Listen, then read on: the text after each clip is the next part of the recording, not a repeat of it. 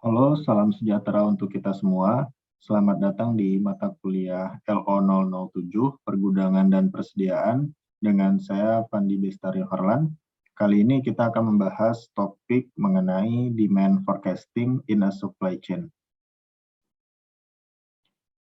Adapun tujuan pembelajaran kita untuk topik ini, yaitu pertama, mengerti peran dan manfaat perkiraan permintaan untuk perusahaan maupun pada tingkat rantai pasok. Yang kedua, yaitu mengidentifikasi komponen dari perkiraan permintaan. Yang ketiga, yaitu memperkirakan permintaan pada rantai pasok berdasarkan data histori menggunakan metode time series.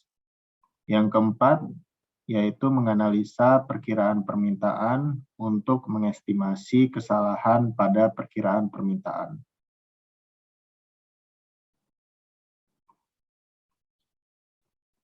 Baik, demand forecasting atau peramalan permintaan pada dasarnya sangat membentuk dasar dari semua keputusan strategis di perusahaan, dan bahkan perencanaan di tingkat supply chain atau rantai pasok. Kedua proses, baik itu pull strategi ataupun push strategi, membutuhkan demand forecasting. Seperti yang kita ketahui, semua proses push dalam rantai pasok dilakukan untuk mengantisipasi permintaan pelanggan, sedangkan semua proses tarik atau pull proses dilakukan sebagai respons terhadap permintaan pelanggan. Nah, pada proses peramalan ini sangat berdampak pada strategi yang akan dilakukan di setiap divisi di perusahaan.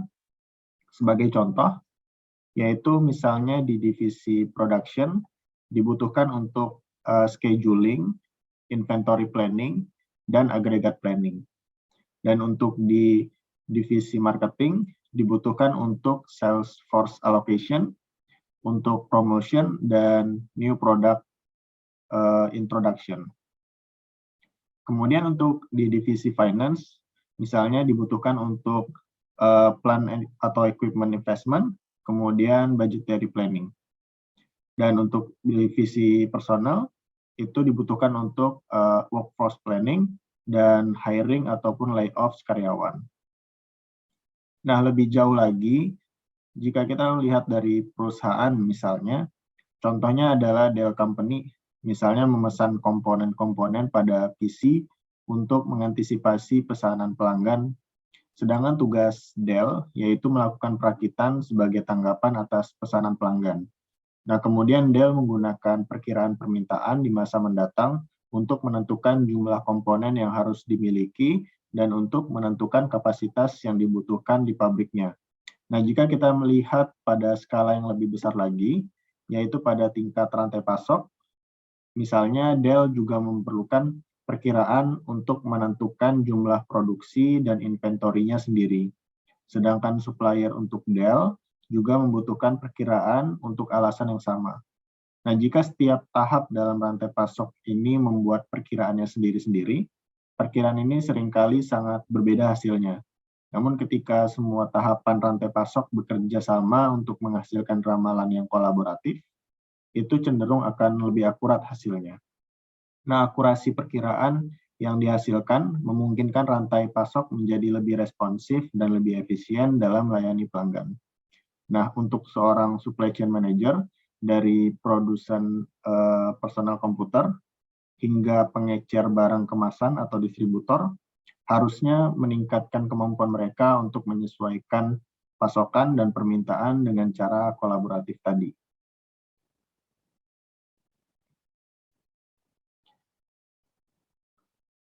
Untuk karakteristik peramalan, yaitu perusahaan dan manajer rantai pasok harus menyadari karakteristik perkiraan, yaitu karakteristik perkiraan adalah seperti berikut ini.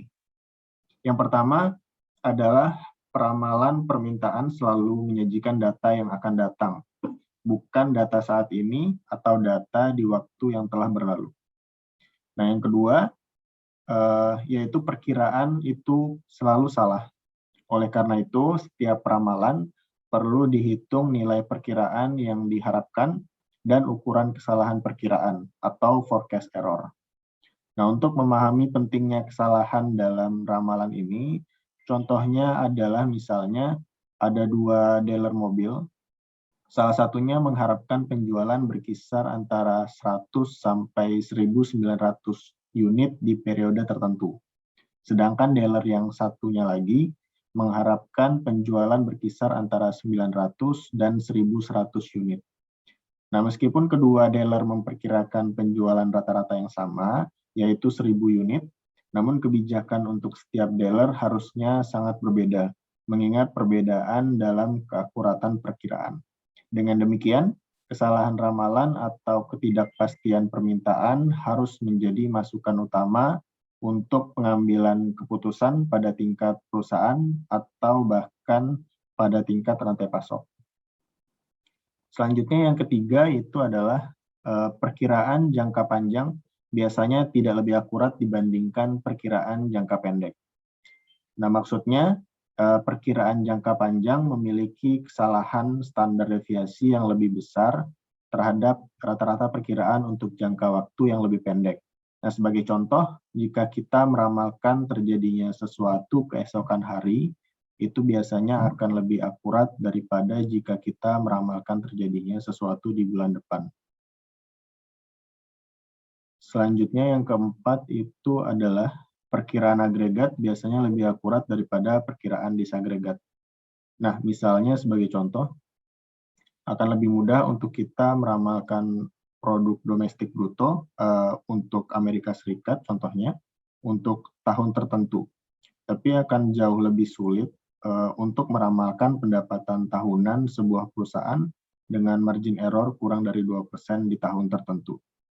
Kemudian lebih sulit lagi bahkan jika kita melakukan perkiraan profit untuk produk tertentu dengan margin error kurang dari 2%.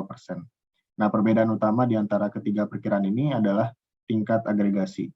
PDB adalah agregasi di banyak perusahaan, sedangkan pendapatan perusahaan adalah agregasi di beberapa lini produk. Nah, semakin besar agregasinya atau kumpulan entitasnya, maka semakin akurat ramalannya. Selanjutnya yang kelima, yaitu secara umum semakin jauh rantai pasok perusahaan atau semakin jauh dari konsumen, semakin besar distorsi informasi yang diterima.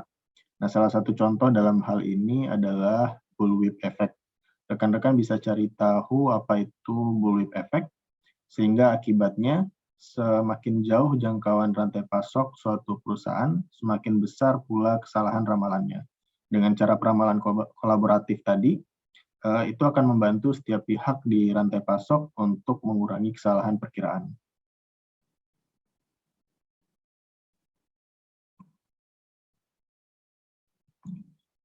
Nah, jika kita mengetahui data perusahaan tentang karakteristik pelanggannya di masa lalu, kita dapat menjelaskan perilaku mereka di masa yang akan datang. Karena data peramalan ini tidak muncul secara instan, sehingga permintaan pelanggan di masa yang akan datang itu dipengaruhi oleh berbagai faktor, sehingga data di masa yang akan datang itu bisa diprediksi. Nah, untuk meramalkan permintaan, perusahaan pertama-tama harus mengidentifikasi faktor-faktor yang mempengaruhi permintaan di masa depan, dan kemudian memastikan hubungan antara faktor-faktor itu. Nah, beberapa dari faktor-faktor itu adalah yang pertama permintaan masa lalu, kemudian waktu tunggu produk atau lead time, yang ketiga itu periklanan atau marketing, selanjutnya adalah kondisi ekonomi, diskon harga, dan selanjutnya adalah pesaing atau kompetitor. Nah, perusahaan harus memahami faktor-faktor tersebut sebelum dapat memilih metodologi peramalan yang sesuai. Contohnya, secara historis, sebuah perusahaan mungkin pernah mengalami permintaan yang rendah untuk jenis fashion tertentu di bulan Juli dan permintaan yang tinggi di bulan Desember dan Januari. Nah, jika di periode selanjutnya perusahaan memutuskan untuk memberi diskon produk itu pada bulan Juli, maka situasinya kemungkinan akan berubah, yaitu kemungkinan permintaan produk tersebut pada bulan Juli akan meningkat daripada tahun sebelumnya.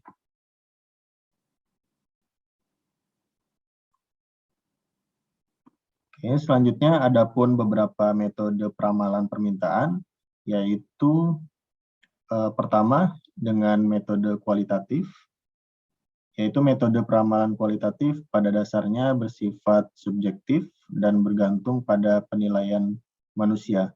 Jadi metode kualitatif ini dilakukan ketika data historis yang tersedia sedikit atau ketika perusahaan memiliki surveyor tersendiri untuk menganalisa kondisi pasar.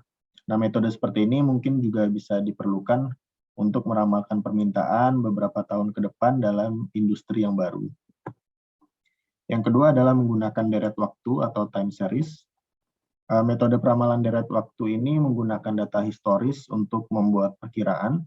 Metode ini didasarkan pada asumsi bahwa riwayat data permintaan di masa lalu merupakan indikator yang tepat untuk menentukan permintaan di masa yang akan datang. Nah, metode deret waktu ini paling tepat jika pola permintaan tidak berubah secara signifikan dari satu tahun ke tahun berikutnya. Metode ini adalah metode paling sederhana untuk diterapkan dan metode yang cukup baik untuk digunakan dalam perkiraan data di masa mendatang. Yang ketiga adalah metode kausal, yaitu metode peramalan kausal mengasumsikan bahwa ramalan permintaan sangat berkorelasi dengan faktor-faktor tertentu di lingkungan.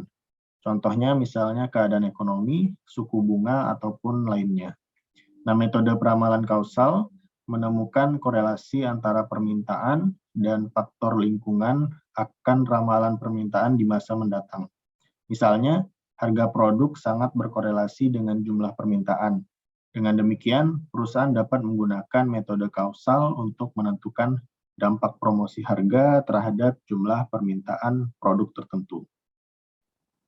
Selanjutnya adalah metode simulasi, yaitu metode peramalan yang dilakukan dengan meniru pilihan manakah dari konsumen yang paling meningkatkan permintaan atau demand. Nah, dengan menggunakan simulasi, perusahaan dapat menggabungkan metode time series dan kausal untuk mengatasi faktor-faktor seperti dampak dari promosi harga atau dampak dari perusahaan pesaing terhadap permintaan atau demand.